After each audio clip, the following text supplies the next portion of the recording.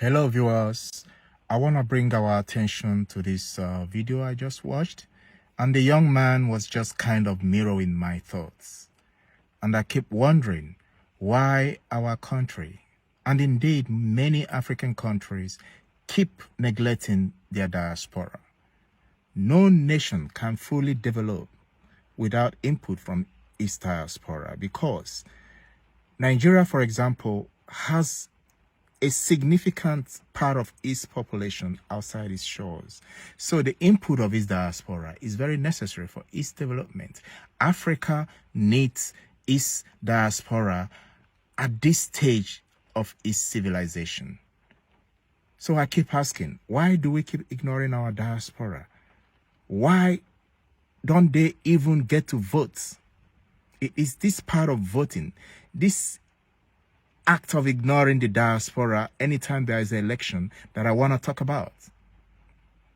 And everyone needs a PVC, and they don't even happen to get a PVC, which is another thing I found very ridiculous, because the whole idea of PVC is quite unnecessary in the first place. All you need to go and vote is your passport. With the biometric data installed in your various passports, everything about you, all data about you are in there. You don't need an extra piece of card to be able to vote. With that data, the man sitting behind the desk or the computer, once your data are keyed in, brings out everything about you. And all you need is to key in your vote to whomever you want to vote for. No one really needs extra cards, what you call PVC in Nigeria, for voting to happen.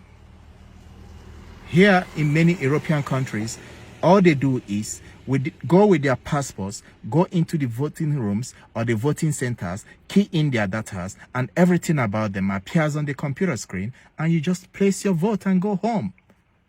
So many people are being disenfranchised because of PVC.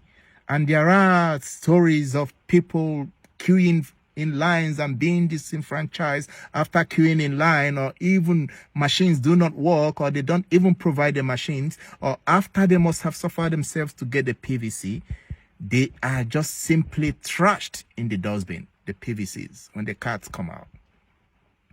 But that's a story for another day.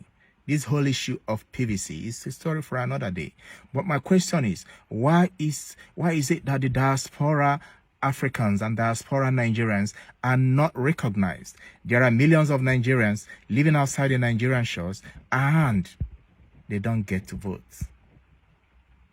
Why is there no economic master plan that involves the diaspora?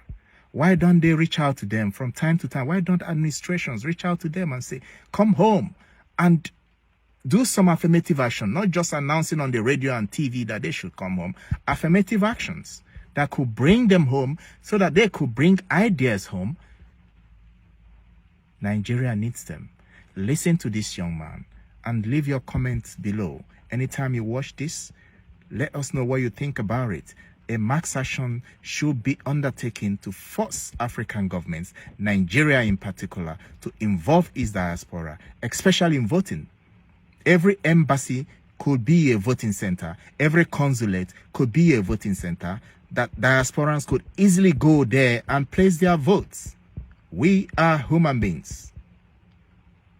Listen to the young man. Thank you. No nation in the world will grow without its diaspora. Diaspora has always been the blessing of nations. If you think about it, everybody you know in the Bible, from Joseph, diaspora, Isaac, diaspora, Abraham, diaspora, Ezra, Daniel, diaspora. Even the idea of Jesus coming down, diaspora, that God came down, diaspora. Jesus went to Egypt, diaspora, coming back home. Israel being formed in a day, diaspora. There is no nation that has grown without a collaboration and organization of its weighty diaspora. The brain drain that we'll experience has now been converted into a potential brain gain. And that gain must be understood by organizing to wake up the diaspora to its socio-economic and political destiny in the continent. The way that we work is that every year, about $48 billion is sent home in remittances.